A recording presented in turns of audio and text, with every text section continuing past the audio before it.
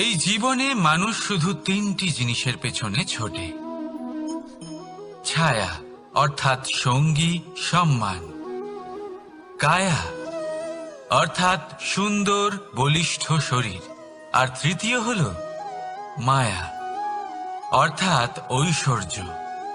এবার অবাক করার মতো বিষয় হল, সময় এলে পরে এই তিনটি বস্তুই সবার আগে আপনাকে ত্যাগ করে।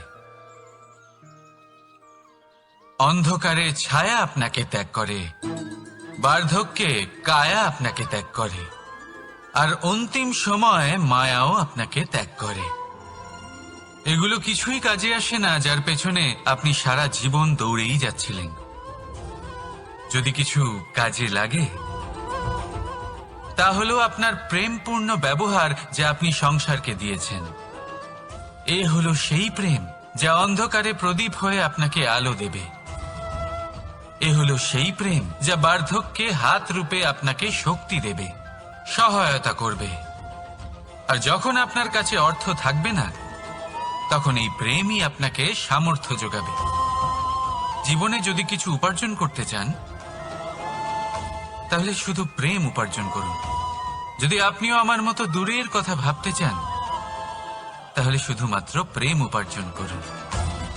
আর এখন এই প্রেম ভাব নিয়েই বলুন, রাধা রাধা। কখনো প্রদীপ জ্বালাতে গিয়ে আপনার হাত পুড়ে গেছে? একবার মনে করে দেখুন সেই অনুভূতি। এক্ষুনি মনের মধ্যে যন্ত্রণার এক অনুভূতি বয়ে যাবে। কখনো হাঁটতে হাঁটতে পায়ে কাঁটা ফুটে গেছে? মনে করুন, এক্ষুনি মনের মধ্যে যন্ত্রণার এক অনুভূতি বয়ে যাবে। এরকম কেন হয়ে থাকে? কষ্ট তো শুধু তখন হয়েছিল, কিন্তু যদি আজ মনে করেন তাহলে সেই যন্ত্রণা আপনার মনে মাথায় থেকেই যায়। এরকম কেন হয়ে থাকে যে জীবনে যখনই আমরা যন্ত্রণার অনুভব করি, তারপর আমরা সেই যন্ত্রণা নিজের সাথে বহন করে নিয়ে চলি? কারণ হলো একটাই, চিন্তা। কোনো যন্ত্রণাই এতটা কষ্ট আমাদের দেয় না যতটা কষ্ট এই চিন্তা দেয়। তাহলে এই চিন্তা ত্যাগ করুন আর ভাবুন যে কিভাবে নিজেকে সব সময় আনন্দে রাখা যায়। আর অতীতকাল এবং ভবিষ্যতের চিন্তা ছেড়ে দিন, এই বিষয়ে ভাবাই ছেড়ে দিন। শুধুমাত্র এটা ভেবে নিন যে আজ আমায় নিজেকে আনন্দে রাখতে হবে, যে করেই হোক। এটা করা শুরু করে দিন। তারপর আপনি দেখবেন আপনার কাল, পরশু, পরের সপ্তাহ, সমস্ত মাস, সমস্ত বছর, পরের বছর, সম্পূর্ণ জীবন আপনি শুধুমাত্র প্রসন্নতাই পাবেন। এবার আসুন এই প্রসন্নতার সাথেই বলুন, রাধা রাধা। কখনো ভেবে দেখেছেন আমরা জিহ্বার সাথে সাথে কান কেন পেয়েছি? এবার আপনি বলবেন, এ তো সহজ কথা, যাতে আমরা কথা বলার সাথে সাথে শুনতেও শিখি। এবারের আরো একটা গুরুত্ব আছে। আগে আমাকে বলুন, নিজের প্রশংসা শুনতে কার না ভালো লাগে? সবারই ভালো লাগে। এটাই হলো মূল কথা। যদি এই কান দিয়ে আপনি নিজের প্রশংসা শুনতে চান, তাহলে সর্বপ্রথম এই জিহ্বা দিয়ে অন্যের প্রশংসা করতে শিখুন। এবার প্রশংসার বিষয়ে একটা অত্যন্ত গুরুত্বপূর্ণ কথা আপনাদের বলি। কখনো যদি কারোর প্রশংসা আপনি করেন, তাহলে সবার আগে সেই ব্যক্তির উৎসাহ বেড়ে যায়। আর তারপর নিজে যদি ভেবে দেখেন, তাহলে নিজের মনেও সন্তুষ্টি আর প্রশান্তি চলে আসে। আর একবার যদি এই মন প্রশান্তিতে ভরে যায়, তারপরে কেউ প্রশংসা করুক বা না করুক, কিচ্ছু যায় আসে না। সেই জন্য সবসময় অন্যের সম্মান করবেন, স্নেহ করবেন, প্রশংসা করবেন, সুখ ভাগ করে নেবেন। যার মধ্যে যেটা ভালো আছে তা বলুন, তাকে মনে করান তিনিও ভালো, তার উৎসাহ বাড়িয়ে তুলুন। তিনি জীবনে সামনে এগোবেন, আর এই ব্রহ্মাণ্ড আপনাকে কখনো পিছিয়ে থাকতে দেবে না। রাধা রাধা। চলুন একটা প্রশ্ন করি। কোন মানুষকে জিজ্ঞাসা করবেন যে সে মূর্খ, অলস, বিবেকহীন, অসফল, এইসব বিশেষণ দিয়ে নিজেকে পরিচিত করতে চাইবে? না। কাউকে জিজ্ঞাসা করুন, আপনি কি মূর্খ? না। আপনি কি অসফল হয়েছেন? না। আপনি কি বিবেকহীন? না। এবার বলুন, আপনি জীবনে মূর্খ বিবেকহীন হবার জন্য কোনো ভালো পরিকল্পনা বানিয়েছেন? উত্তর পাবেন না। কারণ কোনো পরিকল্পনা বানানো হয় না যাতে আপনি মূর্খ বা অসফল হন। মানুষ মূর্খ বা অসফল তখন হন যখন কোনো পরিকল্পনাই থাকে না। দেখুন, একটাই ছোট জীবন, তাকে স্থির করুন যাতে অনেক বেশি সংখ্যক মানুষকে আপনি জুড়ে রাখতে পারেন, অনেক বেশি শান্তি পেতে পারেন, অধিকতর সাফল্য লাভ করতে পারেন, বেশিরভাগ মানুষের পথপ্রদর্শক হয়ে তাদের মঙ্গল করতে পারেন। অসফল হয়ে বাড়িতে বসে থাকার চেয়ে ভালো হলো যে আপনি একটা পরিকল্পনা করে অসফল হন, কারণ তখন আপনার কাছে আরো একটা বিকল্প থাকবে, একটা নতুন পরিকল্পনা বানানো, তাকে সার্থক করার। কারণ এমন কোনো পরিকল্পনা তো অবশ্যই থাকবে যা আপনাকে আপনার লক্ষ্যে পৌঁছে দেবে, তাই তো? রাধা রাধা। সূর্য কারোর জন্য হলেন শক্তিদাতা ঈশ্বর, আবার কোনো প্যাঁচার জন্য হলো চোখ বন্ধ করে দেওয়ার মতো তীব্র আলো। নদী কারোর জন্য হলো তৃষ্ণা মেটানোর স্রোত, আবার কারোর জন্য বন্যারূপী বিনাশকারী আশঙ্কা। সাগর কারোর জন্য হলো নোনা জলের ভান্ডার, আবার কারোর জন্য অগন্তি প্রাণী জগতের সম্ভার। প্রশ্ন হলো, প্রত্যেক ব্যক্তির জন্য প্রত্যেক অনুভূতি বা বস্তুর সারমর্ম আলাদা কেন হয়ে থাকে? যা কারোর জন্য হলো বিষ, তা অন্য কারোর জন্য অমৃত কেন? যা কারোর জন্য অমৃত, তা অন্যের জন্য বিষ কেন? উত্তর বড়ই সোজা। আমরা বস্তু বা অনুভূতিগুলিকে সেভাবে দেখি না যেরকম তা হয়ে থাকে। আমরা বস্তু বা অনুভূতিকে সেভাবে দেখি যেরকম আমরা হয়ে থাকি। এবার এর উপায় কি হতে পারে? নিজেকে পরিশুদ্ধ করুন, সব কিছুই শুদ্ধ হবে। রাধা রাধা।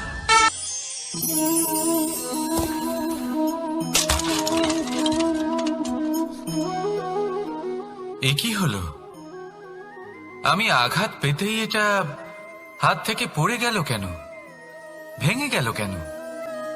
এবার আপনি বলবেন, এরকমই তো হয়ে থাকে এই জীবনে, এই সংসারে। আঘাত লাগার পরে আমাদের হাতে যা থাকে তা পড়ে যায়, যা তৈরি হয় তা ভেঙেও যায়। কিন্তু এটা কি সত্যি? আপনাকে একটা কথা বলে রাখি, আঘাত পেয়ে পড়ে যাবার পরে সংসারের যে কোনো বস্তুই হাত থেকে পড়ে যাক না কেন, সাফল্য অবশ্যই আসে। যতই খারাপভাবে আপনি পড়ে যান, আপনি আঘাত পান, ভবিষ্যৎ অবশ্যই ভালো হবে। কারণ এই আঘাত, অসফলতা, এই অসুবিধা, এগুলো আমাদের এমন ভাবে পরিশুদ্ধ করে যেমন আগুন সোনাকে করে থাকে।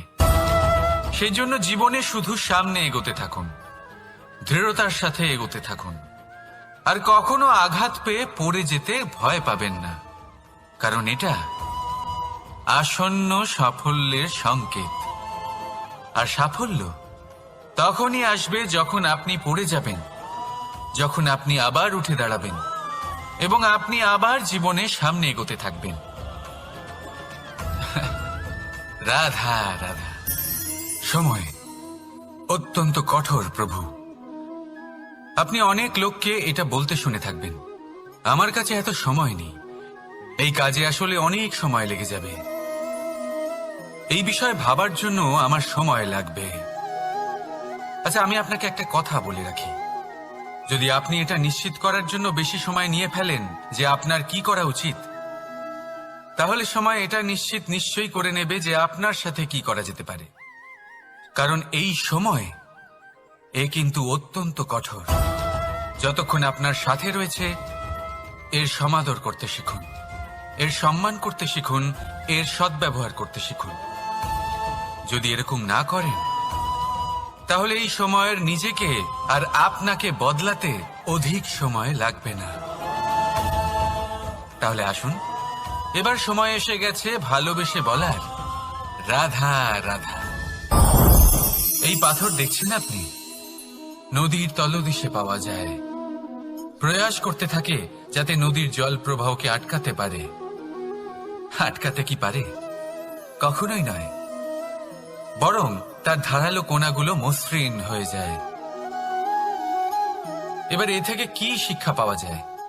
এর থেকে এটাই শিক্ষা পাওয়া যায় যে ব্যক্তি দৃঢ়তার সাথে জীবনে শুধু আগে এগোতে থাকেন না থেমে, তিনি না শুধু নিজের লক্ষ্য প্রাপ্তি করতে পারেন, বরং নিজের পথের সমস্ত বাধার অস্তিত্বই পাল্টে দিতে পারেন। তাহলে আপনি কি হতে চাইবেন? সেই ব্যক্তি যিনি নিজের বাধাকে দূরে ঠেলে আগে এগোতে পারেন, নাকি সেই ব্যক্তি যিনি অন্য কারোর পথে বাধা হয়ে থেকে তার নিজের অস্তিত্বই হারিয়ে ফেলেন?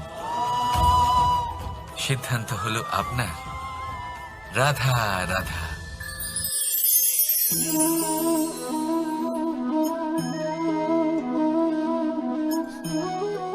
এই শুকনো পাতা দেখতে পাচ্ছেন? এটা কখনো গাছের ডালে ছিল, সবুজ তরতাজা, বৃক্ষকে পুষ্টি দান করত। কিন্তু যেই এটা শুকিয়ে গেল, যেই ও পুষ্টি সরবরাহ করা বন্ধ করে দিল, ওকে ফেলে দেওয়া হলো। এবার আপনি বলবেন, এটাই তো হলো সত্যি, এটাই তো হলো সংসারের তিক্ত সত্যি। এই সংসার ততক্ষণ পর্যন্তই আপনাকে নিজের সাথে রাখবে যতক্ষণ আপনি নিজেকে উপযুক্ত বানিয়ে রাখতে পারবেন। আমি এটা বলবো না যে এটা হলো মিথ্যে, কিন্তু এটা অবশ্যই বলবো যে এটা সম্পূর্ণ সত্যি নয়। সম্পূর্ণ সত্যি হলো এটাই যে যদি আপনি চান তাহলে চিরকালের জন্য সংসারকে পুষ্টি দান করতে পারেন, আর চিরকালের জন্য সংসার আপনাকে নিজের সঙ্গে রাখতে পারে। কিভাবে? এই শুকনো পাতার উদাহরণই আপনাকে দিচ্ছি। এই শুকনো পাতা প্রথমে টুকরো হবে, তারপরে বৃষ্টির জলের সাথে গলে যাবে, তারপর সার হবে, তারপর সেই বৃক্ষের গোড়াতেই সমাহিত হবে, একটা নতুন অঙ্কুরকে একটা নতুন জীবন দেবে। তাহলে আপনি ভাবুন, আপনি নিজের জীবনের সাথে কি করতে চান? যদি কখনো আপনি পড়ে যান, অসফল হয়ে থাকেন, তাহলে আপনি কি এই উৎসাহ হারিয়ে ফেলবেন, নাকি আবার উঠে দাঁড়াবেন আর আবার এক নতুন সংসারের রচনা করবেন? সিদ্ধান্ত আপনার। রাধা রাধা। আপনার জীবনে অর্ধাঙ্গিনীর ভূমিকা কি হতে পারে? আপনি বলবেন, সেরকমই যেমন আমার জীবনে রুক্মিণীর ভূমিকা। এটা সত্যি, কিন্তু এটাও সত্যি কথা যে আমার আর রুক্মিণীর এই সম্পর্ক, তাকে আরো গভীর করার জন্য অত্যন্ত প্রয়োজনীয় হলো আমরা প্রথমে বন্ধু হই। একজন ভালো স্বামী বা স্ত্রী হবার প্রথম পদক্ষেপ বন্ধুত্ব, অর্থাৎ সখা প্রেম। যতক্ষণ না এক স্বামী স্ত্রী নিজেদের সম্পর্কে বন্ধুত্বের মাহাত্ম্য বুঝতে পারবেন না, ততক্ষণ এই সম্পর্ক যেন অপূর্ণ থেকে যাবে। আর তারপর এই সম্পর্কে জন্ম নেয় সেই অনুভূতি, যেমন অধিকার, যেমন অভিমান। এই দুই ভাবনা যা এই সম্পর্ক ভাঙার প্রথম পদক্ষেপ হয়ে থাকে।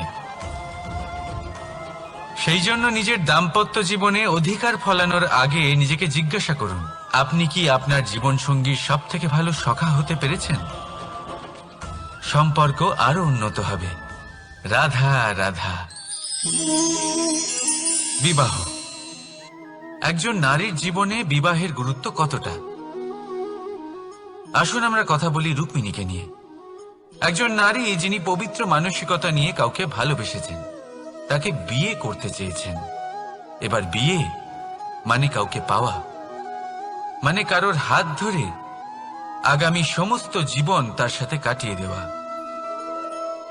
এবার আমার হাত ধরে রুক্মিণী বিয়ের সুখ তো নিশ্চয়ই পেয়েছে, কিন্তু ওর এই প্রেমের যাত্রা, এর অন্ত হলো না, বরং তা শুরু হলো। এবার রুক্মিণীর জীবনে সেই অধ্যায় শুরু হয়ে গেছে যেখানে ওকে সেই মানুষকে বুঝতে হবে যার হাত ধরে সমস্ত জীবন অতিবাহিত করার সিদ্ধান্ত নিয়েছে সে। এবার এরকম একটা সময় প্রত্যেকের জীবনে এসে থাকে। প্রত্যেকের মানে আপনারও। আপনার জীবনেও এমন এক সময় আসবে, তার জন্য তৈরি থাকুন। নিজের মনে যা যা বিকার আছে তা কোথাও ত্যাগ করে আসুন, আর পরিশুদ্ধ ভালোবাসা দিয়ে, পবিত্র মন দিয়ে নিজের জীবন সাথীকে বোঝার চেষ্টা করুন, কোনো আশা না রেখে। যদি এরকম করতে পারেন তবেই কঠিন পরীক্ষায় উত্তীর্ণ হবেন, নয়তো নয়। রাধা রাধা। অনেকে আমাকে অনেকবার জিজ্ঞেস করেছেন যে কানাই, রুক্মিণী হলো তোমার অর্ধাঙ্গিনী, তাহলে কেন ওর এই যাত্রা এত কঠিন হলো?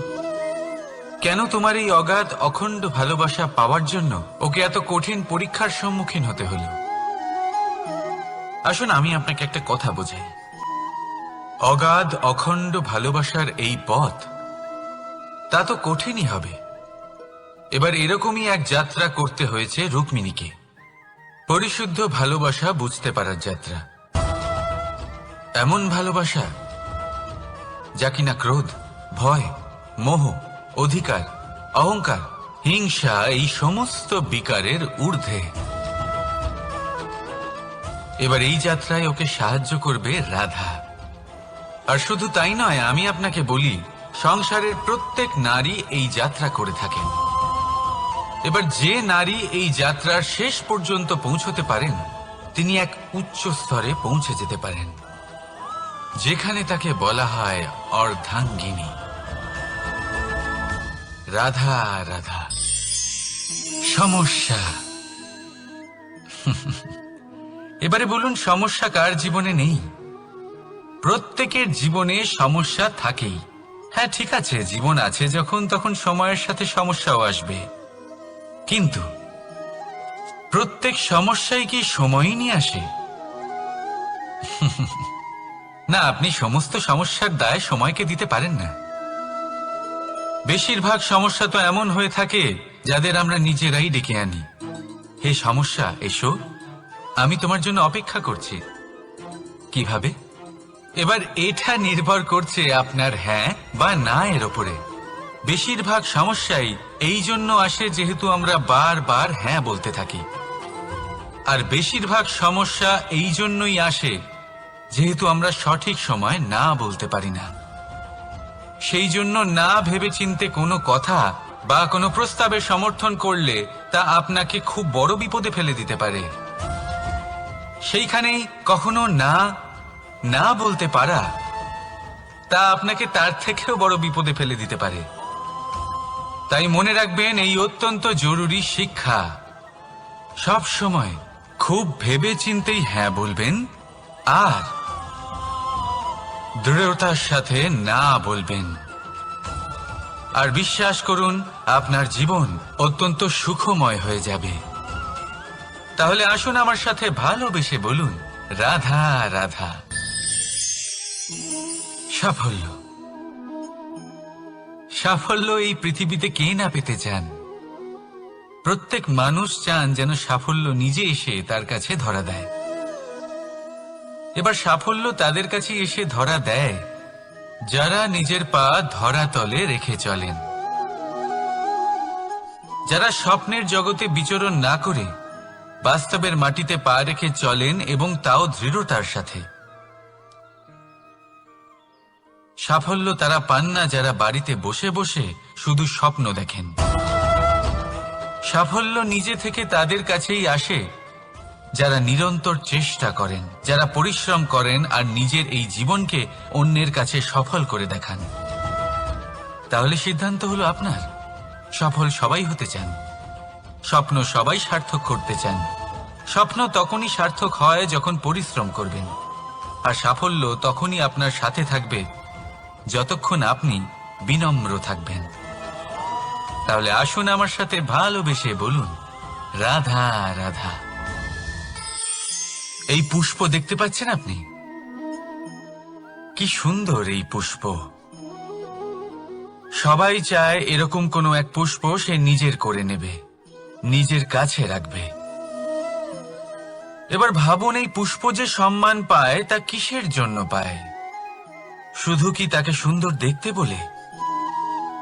আসুন আপনাকে একটা কথা বোঝাই। এই ফুল যখন গাছে থাকে তখন এই রূপ আমাদের আকর্ষণ করে। এই ফুল দিয়ে যদি আপনি মালা বানান, কোনো মূর্তিতে দেন, তাহলে তা সম্মানের নিদর্শন হয়।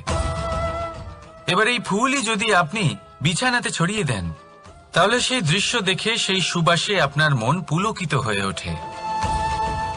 কিন্তু ভাবুন, এই পুষ্পই যদি আপনি চিতায় সাজান, তাহলে এই পুষ্পকে আর কেউ সম্মান করে না। একই রকম কথা, সেই একই পুষ্প এক পরিস্থিতিতে সম্মান পাচ্ছে, এক পরিস্থিতিতে নয়। কেন? কারণ এতেই লুকিয়ে রয়েছে একটা গুরুত্বপূর্ণ শিক্ষা। এর সারমর্ম হলো এটাই যে এই সম্মান ব্যক্তি বা বস্তুকে করা হয় না, সম্মান করা হয় সময় এবং পরিস্থিতিকে। এবার এই যে সময়, তা কখনোই আমাদের বশে থাকে না, আমাদের বশে থাকে পরিস্থিতি। আমাদের পরিস্থিতি কেমন হবে তার সিদ্ধান্ত স্বয়ং আমরাই নিই, আর যেরকম আমাদের পরিস্থিতি হবে সেরকমই আমাদের সম্মান করা হবে। তাহলে আসুন আমার সাথে ভালোবেসে বলুন, রাধা রাধা। আপনি কখনো কোনো ঝর্ণার ধারে বসে থাকুন আর সেই ধ্বনি শুনতে থাকুন।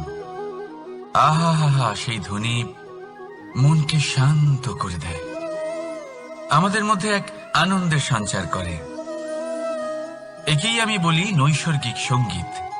কখনো ভেবে দেখেছেন এই সঙ্গীত উৎপন্ন করার জন্য জলকে কত পরিশ্রম করতে হয়, কি না করতে হয়? ভেবে দেখুন, সেই জল কোথা কোথা থেকে পড়েছে, কত কত পাথরের সাথে ধাক্কা খেয়েছে, কত তীক্ষ্ণ পাথরের সাথে সম্মুখীন হয়েছে, তাকে কিভাবে পার করেছে, নিজের শরীরের সাথে লেগে থাকা সেই পাথরের সাথে কিভাবে সংঘর্ষ করেছে, কিভাবে সামনে এগিয়েছে। ভাবুন, এই সব কিছু হওয়ার পরেই সেই সঙ্গীত উৎপন্ন হয়েছে। এই ঝর্ণার এই মধুর সঙ্গীত কখনো আপনার কান পর্যন্ত পৌঁছতই না যদি সেই জলের বিরোধিতা করার জন্য সেই পাথর না থাকত। এর সারমর্ম কি হতে পারে? সারমর্ম হলো একটাই, এই সব বাধার সম্মুখীন হন, এদের থেকে দূরে পালাবেন না। কারণ এই বাধা হলো নৈসর্গিক, সবার জীবনে এই বাধা রয়েছে, তার সম্মুখীন হন, জীবনের সামনে এগোন। আর আপনিও নিজের ভেতর থেকে সৃষ্টি করুন এই নৈসর্গিক সঙ্গীত, আর এই সংসারে ছড়িয়ে দিন শান্তি আর প্রসন্নতা। রাধা রাধা। কখনো কখনো আমরা ভাবি যে কোনো ব্যক্তি যিনি ধর্মের পথে চলেছেন, যদি তার দ্বারা কোনো ভুল হয়ে থাকে তাহলে নিয়তি তাকে সেই মুহূর্তেই কঠোর শাস্তি দেন। কিন্তু সেই সব মানুষ যারা সংসারের সবথেকে বড় অধর্মী, বহু নিকৃষ্ট মানের কাজ করেন, তাদের নিয়তি অনেক সুযোগ দেন। তাদের নিয়তি এরকম কঠোর প্রহার করেন না। এই ভাবনা কখনো না কখনো মনে আসেই। ভেবে দেখুন কেন? আসলে জীবনকে বেশিরভাগ মানুষ একভাবেই দেখে থাকেন, বিভিন্ন স্তরে একে দেখা উচিত। এবার আপনি বলুন, এই সংসারে কোনো অধর্মী কখনো প্রেরণার উৎস হতে পারেন?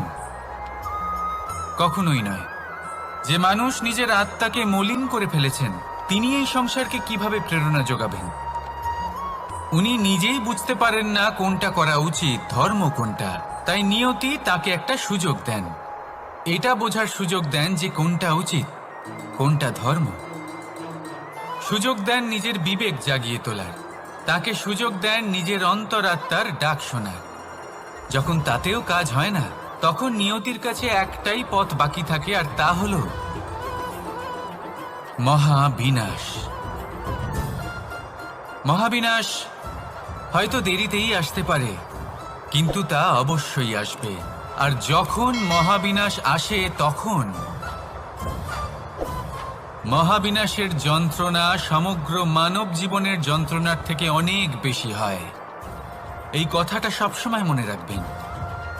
আর অন্যদিকে যে মানুষ ধর্মের পথে চলছেন, তার দ্বারা যদি কোনো ভুল হয়ে থাকে, তখন নিয়তি তার পরীক্ষা নেন।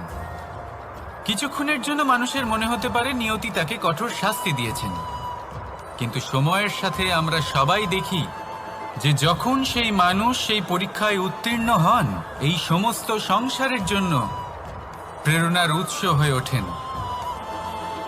অর্থাৎ নিয়তি প্রত্যেক মানুষকে তার কর্ম অনুসারে উচিত ফলও দেন, উচিত শাস্তিও দেন। পার্থক্য হলো শুধুমাত্র সময় আর আপনার দৃষ্টিভঙ্গি। তাই ধর্মের পথে চলুন আর আমার সাথে ভালোবেসে বলুন, রাধা রাধা। দ্বিধাবোধ। অনেক সময় আমরা জীবনে সেই বাঁকে এসে পৌঁছই যেখানে আমরা বুঝতেই পারি না যে এবার কোন দিক নির্বাচন করা উচিত। কখনো এদিকে যাওয়া উচিত মনে হয়, কখনো ওদিকে যাওয়া উচিত মনে হয়, কখনো দুদিকেই যাওয়া প্রয়োজনীয় বলে মনে হয়, কিন্তু তা তো সম্ভব নয়। কখনো কখনো এটা মনে হয় যে এখানেই থেমে যাওয়া ভালো, কোথাও না যাওয়াই শ্রেয়। এবার একেই তো দ্বিধাবোধ বলে। সংসারে এমন কোনো দ্বিধা নেই যার সমাধান সম্ভব নয়। এই দ্বিধাবোধ স্বাভাবিক। আর আপনার এই দ্বিধাকে আমি একটু সরল করে দিই। দ্বিধাগ্রস্ত হয়ে নির্বাচন করলে তখন এটা মাথায় নিয়ে করবেন যে আপনার এই নির্বাচনের ফলে এই সংসারের ওপর, এই সমাজের ওপর কি প্রভাব পড়তে পারে। নিজের লাভ ক্ষতির বিষয়ে ভাবা ছেড়ে দিন আর কর্ম করুন সংসারের মঙ্গলের জন্য, আগামী প্রজন্মের মঙ্গলের জন্য। ভাবুন আপনার এই নির্বাচনের জন্য কিভাবে তাদের জীবনের উদ্ধার সম্ভব। কারণ এই ভাবনাই হলো উচিত ভাবনা। কারণ অনেক সময় ওষুধ একটু কড়া মনে হতেই পারে, কিন্তু এই ওষুধই তো রোগ মুক্তি ঘটায়। সেইভাবে আপনাকেও এই দ্বিধার মুহূর্তে কঠিন নির্বাচন করতে হতে পারে। এই কঠিন নির্বাচন জীবনে কঠিন পরিস্থিতিও আনতে পারে, কিন্তু যদি এই নির্বাচন ধর্মসঙ্গত হয়, যদি এর দ্বারা সংসারের মঙ্গল হয়, তাহলে এই নির্বাচনই হলো সঠিক নির্বাচন। আসুন আমার সাথে ভালোবেসে বলুন, রাধা রাধা। মানুষ নানান ধরনের বাসনা পোষণ করেন। তাদের নানান ইচ্ছে থাকে, অভিলাষা থাকে, নানান কামনা করতে থাকেন, স্বপ্ন দেখেন, প্রার্থনা করেন যেন তা সফল হয়, নিজের সম্পন্নতা কামনা করেন, আর শেষে নিরাশ হয়ে যান কারণ এসব কিছুই পান না। আপনাকে একটা ছোট্ট উদাহরণ দিই। জঙ্গলের রাজা কাকে বলা হয়? সিংহকে। এবার যেহেতু সিংহ বনের রাজা, তাই হরিণ তো তার কাছে এসে এটা বলতে পারে না যে আপনি হলেন বনের রাজা, তাই আপনি আমাকে মেরে ফেলুন, আমাকে খেয়ে ফেলুন আর নিজের ক্ষুধা নিবারণ করুন। এমন তো হয় না। সিংহ যতই বনের রাজা হোক, তাকেও পরিশ্রম অবশ্যই করতে হয়, তবেই তার ক্ষুধা নিবারণ হয়। সেইভাবেই আপনার সমস্ত স্বপ্ন, আপনার সমস্ত ইচ্ছে, আপনার সমস্ত অভিলাষা, সমস্ত আকাঙ্ক্ষা পূরণ হবেই, অবশ্যই হবে, পরিশ্রমের দ্বারা। শুধু ভাবলেই হবে না। তাহলে আপনিও জীবনে পরিশ্রম করুন, নিজের সমস্ত স্বপ্ন পূরণ করুন, আর আমার সাথে ভালোবেসে বলুন, রাধা রাধা। আপনি কি কখনো কোনো উঁচু পর্বতের শিখরে পৌঁছতে পেরেছেন? যদি পৌঁছে থাকেন বা যদি আপনি কোনো উঁচু পর্বতের শিখরে যান, তাহলে ভালো করে দেখবেন, আপনি যত উঁচুতে অগ্রসর হতে থাকবেন, আস্তে আস্তে সমস্ত বনস্পতি বিলুপ্ত হতে থাকে। তারপরে সমস্ত গাছপালা, পশু পাখি সব বিলুপ্ত হতে থাকে।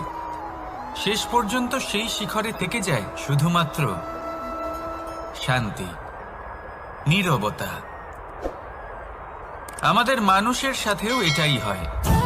মানুষ যখন আত্মবিকাশের পথে অগ্রসর হতে থাকে এবং নিজের জীবনের শিখরে পৌঁছতে চায়, তখন তার একা থাকা অত্যন্ত প্রয়োজনীয় হয়। আর তাকে তখন ত্যাগ করতে হয় নিজের সুখ স্বাচ্ছন্দ্য, নিজের সম্পত্তি, নিজের সমৃদ্ধি, নিজের সৌন্দর্য। দেখুন, জীবনের শিখরে পৌঁছনো একেবারেই সহজ কাজ নয়। এ হলো অত্যন্ত দুর্গম এক পথ। কিন্তু যদি আপনি সেখানে পৌঁছতে চান, তাহলে আপনাকে ত্যাগের প্রবৃত্তি জাগিয়ে তুলতে হবে। ত্যাগ কি সেটা জানতে হবে, কারণ ত্যাগের ফলেই মনে শান্তি আসে, আর সেই শান্তির ফলে মনে উৎপন্ন হয় প্রেম। আর এই প্রেমই হলো জীবনের অন্তিম লক্ষ্য। তাহলে আসুন আমার সাথে ভালোবেসে বলুন, রাধা রাধা। অধিকার, এটা না কোনো সাধারণ শব্দ, না কোনো ব্যবসা, নিজেই একটা অদ্ভুত ব্যাপার এই অধিকার। স্বয়ং ঈশ্বর মানুষকে জীবন বাঁচার অধিকার দিয়েছেন।